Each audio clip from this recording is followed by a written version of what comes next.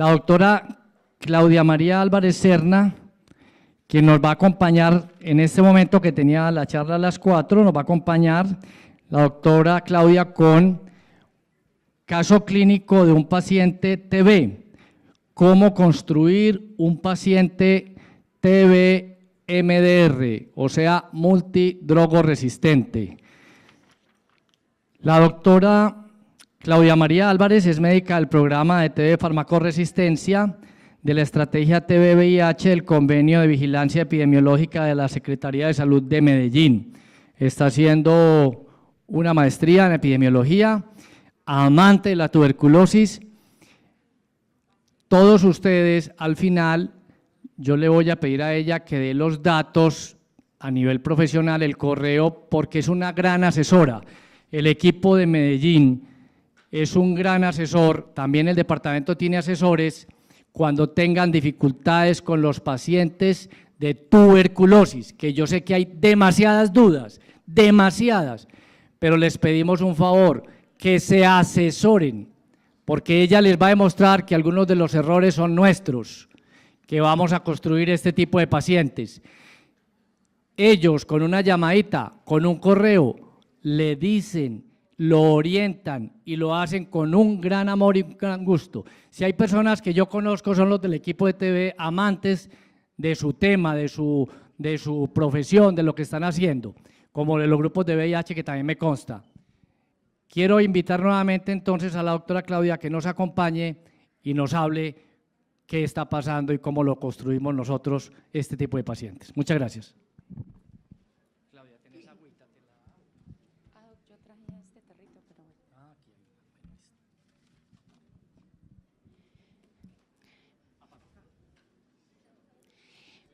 Buenas tardes para todos. Muchas gracias al doctor Juan Rodrigo por la invitación y al equipo del Hospital La María. Bueno, la idea es que analicemos un caso clínico para que miremos luego, cada uno logre identificar cuáles son las dificultades que se presentaron en él. Esta es la georreferenciación de los casos con tuberculosis farmacoresistentes durante los años 2017 y 2018 en la ciudad de Medellín. Si ustedes ven los puntos rojos, esos todos son casos de tuberculosis farmacoresistente. Esto es el río Medellín, para que se ubiquen, comuna nororiental y noroccidental. Entonces vemos que hay punticos en toda la ciudad, no se escapa ninguno de los barrios. Si bien está concentrado en esta comuna, no significa que en las otras no haya casos. Ese panorama es igual al de tuberculosis sensible, simplemente multiplíquenle los punticos rojos. Vamos a comenzar con un caso clínico. Es un paciente masculino, 52 años, de cualquier institución de la ciudad, donde se le hace un diagnóstico inicialmente de una tuberculosis sensible en marzo del 2013. El paciente ya tenía un diagnóstico de VIH desde el 2005. Tenía un tratamiento antirretroviral que recibió de manera irregular, había suspendido múltiples veces y finalmente en el 2012 se identifica que desde esa fecha no había vuelto a tomar.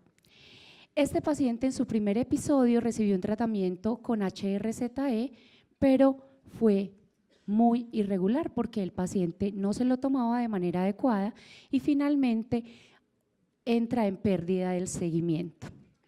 Tenía como antecedentes que era consumidor de psicoactivos, licor y fumador. Y en psicoactivos están todos los psicoactivos que ustedes quieran. El paciente se pierde desde el 2013 y reingresa el 20 de septiembre del 2015. Con un ingreso hospitalario se hace un diagnóstico, un neumotórax, le identifican un girovesi y termina en una toracostomía. El paciente firma alta voluntaria el 4 de octubre del 2015, o sea, recibe tratamiento menos de un mes. Vuelve y se desaparece, pero el 31 de octubre reingresa nuevamente a un hospital porque estaba en una condición clínica con un gran deterioro. Le hacen un diagnóstico de una tuberculosis pulmonar y le hacen un expert en un lavado broncoalveolar, el cual es positivo y sensible a rifampicina. También le identifican candidiasis, criptococosis pulmonar y una condilomatosis. Le inician tratamiento con HRZE del 26 de noviembre del 2015 al 1 de diciembre del 2015 durante su estancia hospitalaria. Ingresa a su programa el 7 de diciembre del 2015, pero el paciente había suspendido el tratamiento de manera voluntaria desde el alta hasta el día del ingreso a su IPS, porque definió que esos días se los iba a dar de vacaciones. El paciente luego sigue en su IPS, en su tratamiento supervisado, pero recibe irregular por múltiples faltas. El paciente siempre aducía que tenía problemas laborales. Incluso hubo una época que se le dio autoadministrado porque trabajaba fuera de la ciudad.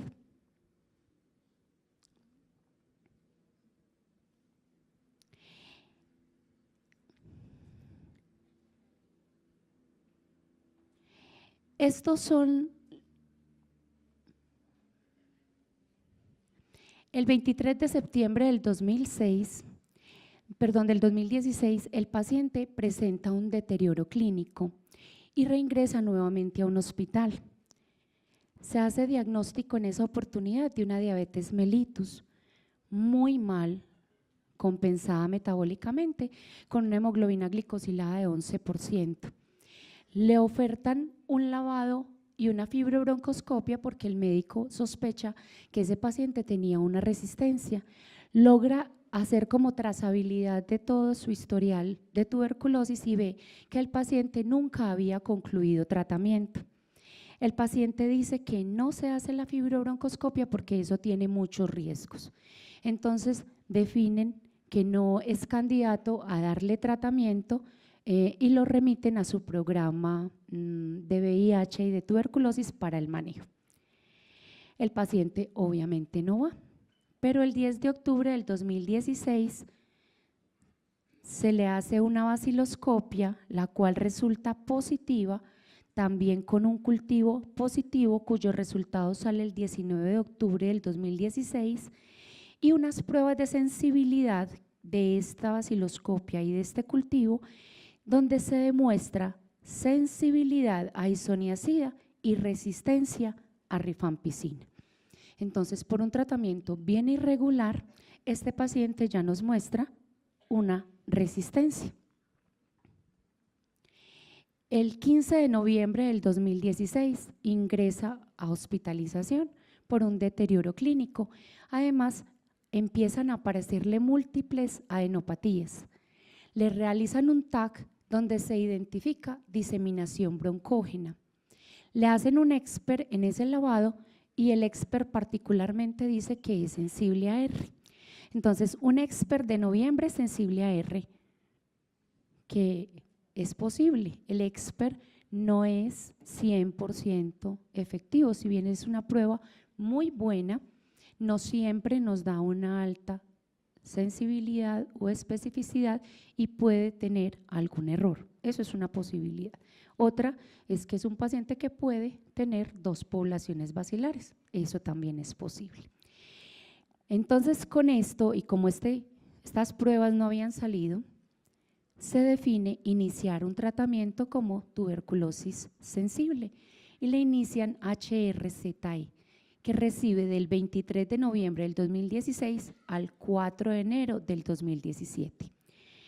En esta fecha, en su IP se identifican estas pruebas de sensibilidad que habían salido resistentes en diciembre. Entonces, al manejo de HRZE le adicionan moxifloxacino. Moxifloxacino que por una dificultad solamente le dan 26 dosis. Al paciente en esta época le hacen una baciloscopia el 23 de enero y como es negativa, entonces lo cambian el 6 de febrero a segunda fase con isoniazida y moxifloxacina. Este tratamiento, isoniazida y moxifloxacina, lo recibe hasta el 21 de junio del 2017. Este tratamiento en un paciente con una resistencia a rifampicina. Estos son los seguimientos bacteriológicos que tiene el paciente. 24 de abril del 2017, BK cultivo positivo. 24 de mayo, 10 de junio, 22 de junio, o sea, no tiene conversión bacteriológica. Y le repiten un TACAR y ven que tiene un extenso compromiso pulmonar comparado con los TACAR que tenía previamente. Adicional, le encuentran que el paciente venía en una falla virológica a su tratamiento antirretroviral porque tampoco era adherente y le identifican una resistencia a estos medicamentos. El paciente hace un deterioro clínico y el 9 de julio del 2017 vuelve y se hospitaliza.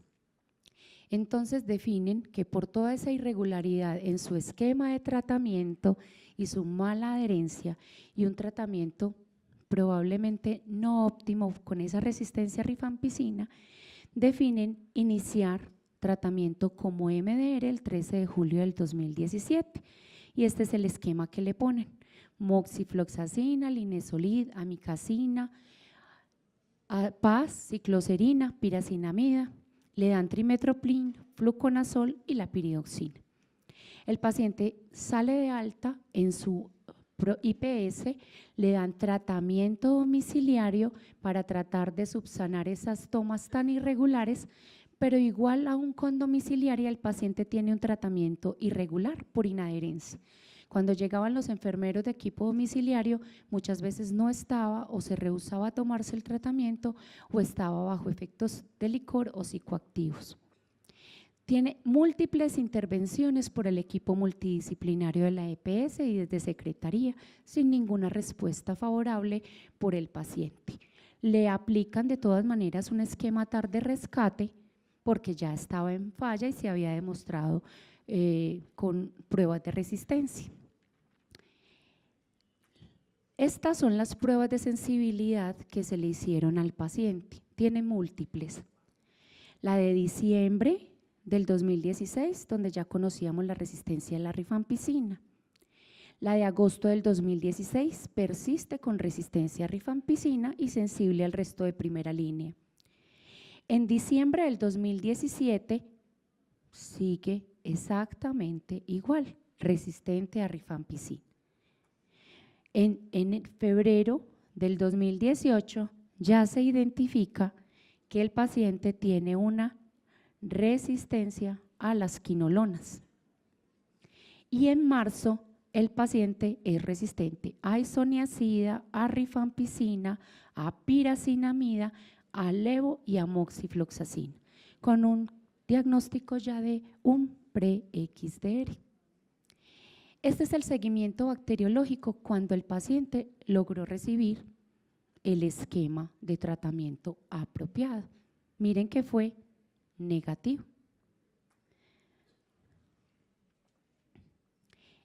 En febrero del 2018, ante toda esta dificultad y este panorama de pre-XDR, se presenta el paciente al comité de casos especiales para mirar a ver qué se iba a hacer con él. El comité define que es un paciente bien complejo, pero que se le ofreciera tratamiento como multidrogoresistente. Y esta es la posibilidad que se le ofrece, porque el paciente dice que se va a tomar la medicación. Entonces se le ofrece amikacina, isoniazida, cicloserina, etionamida, moxi a altas dosis.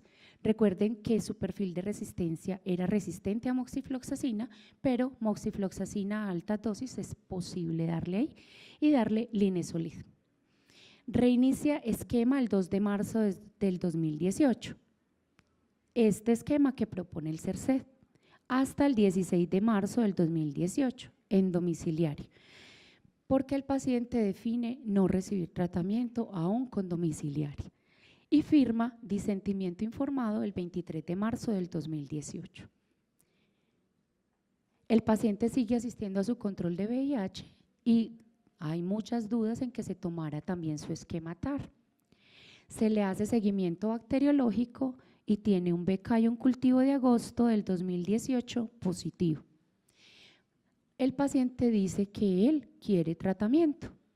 Entonces se notifica nuevamente como recuperado tras pérdida en el seguimiento y intentamos iniciarle tratamiento, pero se hospitaliza en agosto por una recaída clínica, estaba muy enfermo.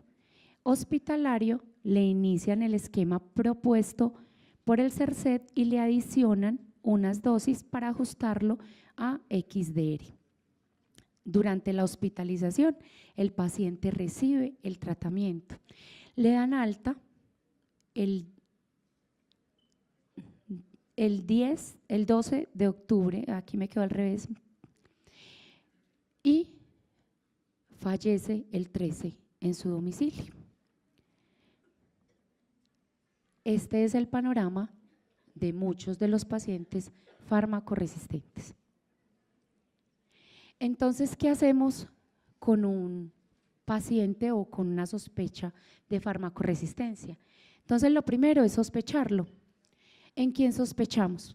En un paciente que tiene una condición clínica, una condición epidemiológica o bacteriológica que determine que tiene un factor de riesgo para desarrollar una tuberculosis resistente.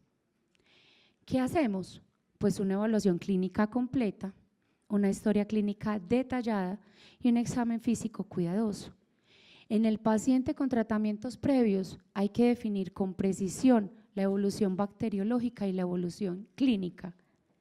Y esto clínico está en negrilla, porque vimos múltiples veces que el paciente tenía deterioro clínico y que siempre se hospitalizaba por ese deterioro. Hay que determinar los factores de riesgo y el factor de riesgo principal para resistencia es la exposición a medicamentos antituberculosos, sea en el tratamiento actual o en el previo. Y lo más importante es el tratamiento recibido de manera irregular, intermitente, errática o no supervisado. Y cuando uno hace asistencias técnicas o hace visitas epidemiológicas de campo, uno encuentra que la mayoría de los pacientes, la enfermera es muy querida y me dio el tratamiento una semana para la casa. Tan querida, no la vaya a regañar, pero es que a la enfermera tan querida se le olvida que ese paciente no siempre se toma el medicamento y que eso es lo que hacemos cuando le entregamos el tratamiento a los pacientes para la casa. Hay que confirmar. La resistencia a la tuberculosis se debe confirmar, hay pruebas, tenemos múltiples pruebas, pero también la confirmación clínica es viable y es posible. ¿En quién? En esos pacientes que su evolución clínica no es apropiada. Las pruebas de sensibilidad, si bien tenemos unas rápidas que nos salen digamos en 24 horas, el gol estándar es por cultivo y se nos demora más o menos hasta 8 semanas, yéndonos muy bien. Eso no me impide que si un paciente tiene una sospecha clínica a favor del paciente, podamos actuar y definir un esquema de tratamiento. ¿Cuáles son los factores de riesgo para una tuberculosis farmacorresistente? Los pacientes que han recibido o están recibiendo tratamiento para TB, aquellos que están en fracaso, aquellos que han tenido recaídas, los pacientes que reingresan. Todo paciente que reingresa con bacteriología positiva es mandatorio hacerle baciloscopia, cultivo y pruebas de sensibilidad. Y por lineamientos INS 2018 dice que al 100% de los pacientes con tuberculosis hay que hacerle baciloscopia, cultivo y pruebas de sensibilidad. Y desde hace mucho tiempo a todo paciente con VIH hay que hacerle pruebas de sensibilidad desde el inicio. Y si uno revisa los pacientes con VIH, tristemente son los que menos pruebas de sensibilidad tienen al diagnóstico. Cuando un paciente no mejora, cuando tiene una ausencia de conversión bacteriológica o cuando su BK o su cultivo de segundo mes en un tratamiento de tuberculosis sensible sigue siendo positivo, aunque el paciente sea adherente y con el tratamiento estrictamente supervisado, sospeche que tiene una resistencia y que a ese paciente hay que hacerle pruebas de sensibilidad. A veces le dicen a uno, es que yo le hice muy juicioso el del diagnóstico, sí, pero hay genes que se van expresando durante el tiempo de tratamiento y la exposición, entonces hay que volver a hacer esas pruebas. Todo paciente que no mejore clínicamente o que tenga un empeoramiento clínico o radiológico hay que sospechar. Paciente con tratamiento irregular o no supervisado, tanto previo como el actual. Muchos pacientes que han tenido tuberculosis antes, hay que indagar cómo fue ese esquema de tratamiento y cómo lo recibió. Los pacientes con lesiones cavitarias extensas, no significa que todo el que tenga cavernas tiene resistencia, pero las cavernas sí nos favorecen que haya micobacterias que se queden por allí y que expresen esos genes. La resistencia no se quita si uno ha tenido una mutación, eso es para el resto de la vida. Y hay bacterias, las micobacterias son capaces de mutar en la medida en que se van multiplicando. Entonces, y tenemos poblaciones diversas y diferentes en todas esas cavernas, y como hay poblaciones micobacterianas en diferentes fases de reproducción, entonces ahí puede haber una micobacteria resistente. Y no se nos puede olvidar el nexo epidemiológico. Siempre hay que preguntarle al paciente el contacto. Puede que haya tenido y lo identifiquemos, pero es importante, si ha tenido un contacto con un paciente conocido con tuberculosis, preguntarle si era resistente o no.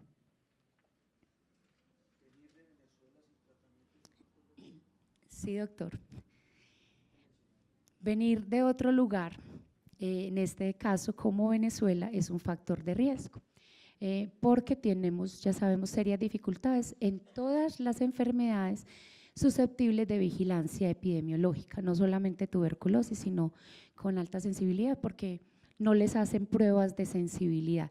De hecho, en este momento tenemos un paciente que refiere haber tenido 5 episodios previos de tuberculosis y ahora se le logró ingresar al sistema de salud y se le acaba de confirmar una multidrogoresistencia. Los factores de riesgo son seleccionar cepas mutantes resistentes. Esta resistencia es la ocasionada por la poca adherencia al tratamiento, por una prescripción médica inapropiada, por un abastecimiento irregular, por una mala absorción o una mala calidad de los medicamentos. Es lo que llamamos una mala terapéutica. Hay monoterapias reales, pero también hay monoterapias encubiertas, cuando añadimos un solo fármaco a una asociación ineficaz. Este es el esquema que tenemos por lineamiento nacional. La circular 055 del 20 de diciembre del 2016 nos propone este esquema acortado para adultos y niños. Este esquema tiene clofazimina y dice no disponible. Si no tenemos uno de esos medicamentos disponibles, no se puede usar. O sea que este esquema solo es para conocimiento, pero no está vigente. El instituto dice y el ministerio que está próximo a llegar, próximo pueden ser 3 años, 5 o 10, no sabemos. Pero mientras tanto no se puede utilizar. Además tiene muchas condiciones para emplearlo, entonces la gran mayoría de pacientes no es susceptible para este esquema corto. ¿Cuál es el vigente? 6 meses más o menos, entre 6 y 8, de inyectable, cana, amica, capreo, levofloxacina o moxifloxacina, cicloserina, etionamida, piracinamida y 18 meses en fase de continuación. Solo quitamos el inyectable y continuamos con el resto. Dice provisional porque aspiramos que algún día tengamos los esquemas para usar cortos. Esta circular también dice que se recomienda tratamiento como TBMDR a todos los pacientes con tuberculosis resistente a rifampicina sin importar si se confirma resistencia a isoniazida o no. Esto ha generado mucha discusión entre los especialistas. Algunos infectólogos lo avalan, otros no les parece tanto, pero es lo que tenemos dentro de la recomendación. Vivimos acá y nos toca acogernos a ello. Ahí dice que se utilizará este esquema en los cuales no se puede usar el corto. Ya les dije, no hay clofazimina. Estos son los objetivos prioritarios en tuberculosis. Disminuir la posibilidad de que los pacientes se nos mueran. La cantidad de pacientes fallecidos va en aumento, preocupante. Disminuir los síntomas del paciente. Disminuir la capacidad infectante y evitar la transmisión comunitaria.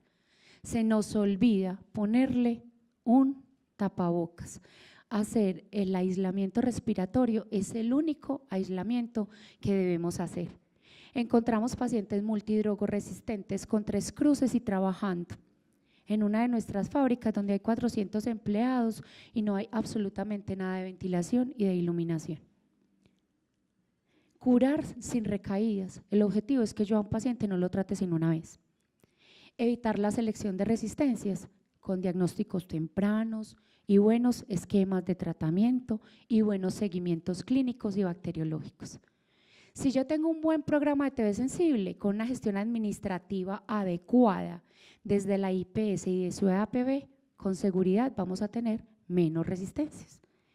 Con medicamentos de calidad y combinaciones fijas de medicamentos y esquemas adecuados.